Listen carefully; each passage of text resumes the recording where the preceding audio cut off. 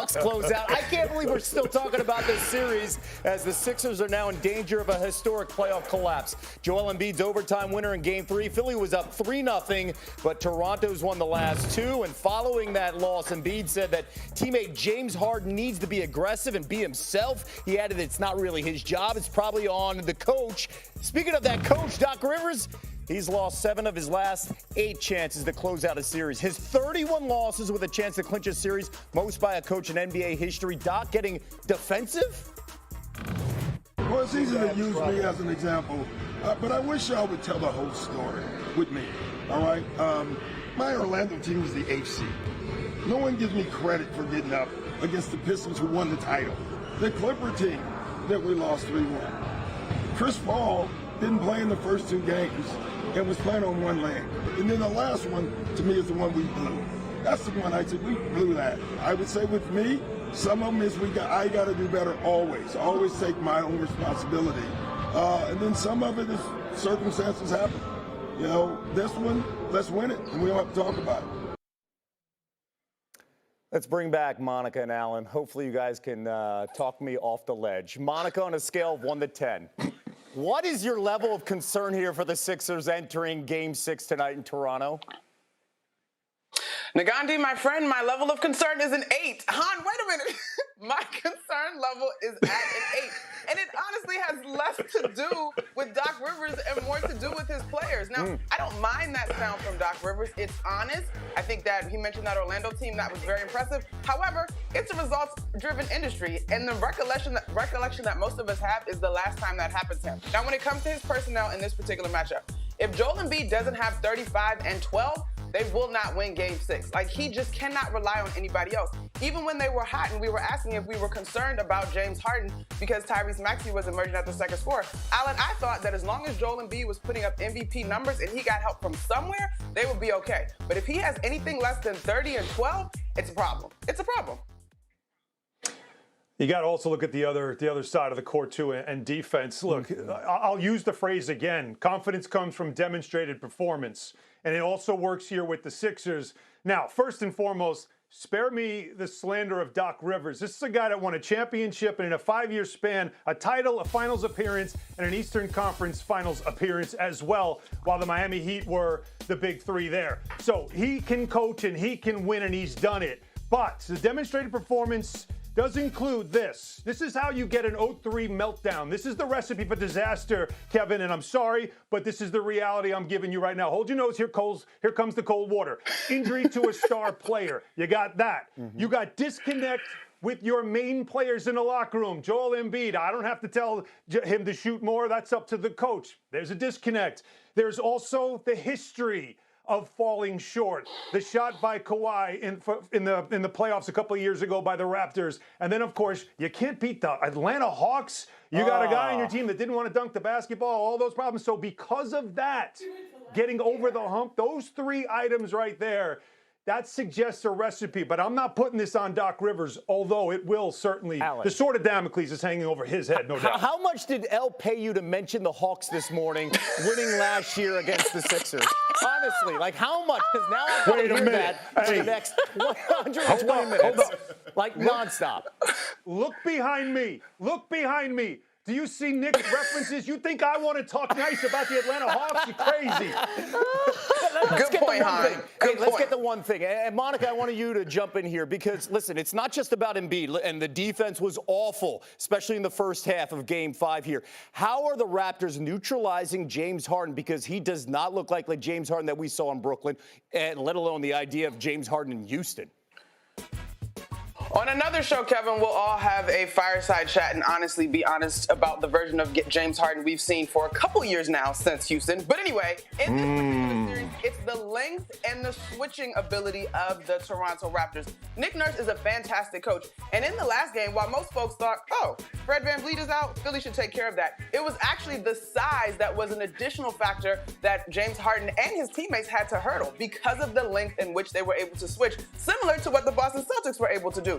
Beyond that, the Raptors were able to outscore the Sixers in the paint, and a lot of that was transition. They were getting good looks. The confidence starts to snowball, and you could just see it.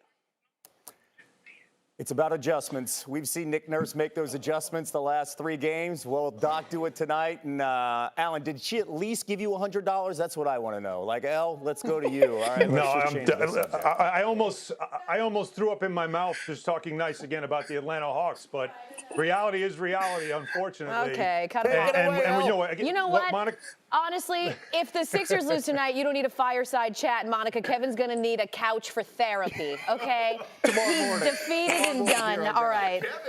He's a broken...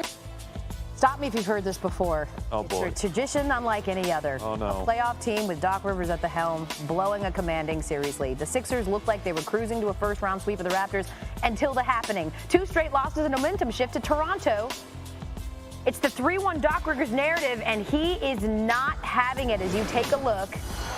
It's deja vu. Rivers is the only coach in NBA history to blow multiple 3-1 series leads. He's done it 3 times. In fact, the last time they did it was in 2020 with the Clippers, right? It cost him his job against the Nuggets. But today, you have to listen to this sound. Rivers imploring for more context when you say that he leads teams of chokers. I wish y'all would tell the whole story with me, all right? My Orlando team is the HC. No one gives me credit for getting up against the Pistons who won the title. That was an HC. Go look at that. I want you to go back and look at that roster.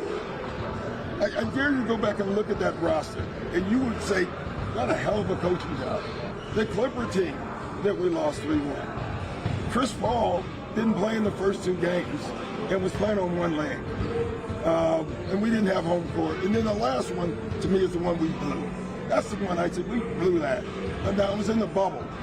And anything can happen in the bubble. There's no home court. Game 7 would have been in LA, you know. But it just happens. Some of them is I got to do better always. I always take my own responsibility. And then some of it is circumstances happen. You know, this one, let's win it, and we don't have to talk about it. You see what y'all did?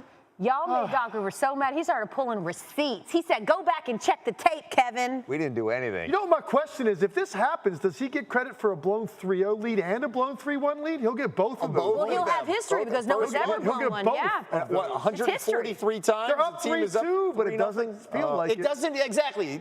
Where's your confidence level here, Legs, for tomorrow night in Toronto, potentially Saturday in Philly here? Because they're up 3-2 in the series, and stop laughing at me, El. It would be better if but for the sound after Game 5.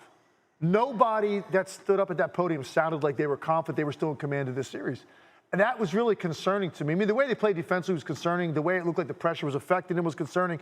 But most concerning was what everybody, all the principals in this series, had to say afterwards. They didn't instill any sort of confidence that they believe they're in command of this series. It's starting to sink in. I think they've got a better chance to win Game 6. In Toronto. I do. I think Game 7 at home. Look, we all saw what happened last year. I was down there for 2 of those home games against Atlanta.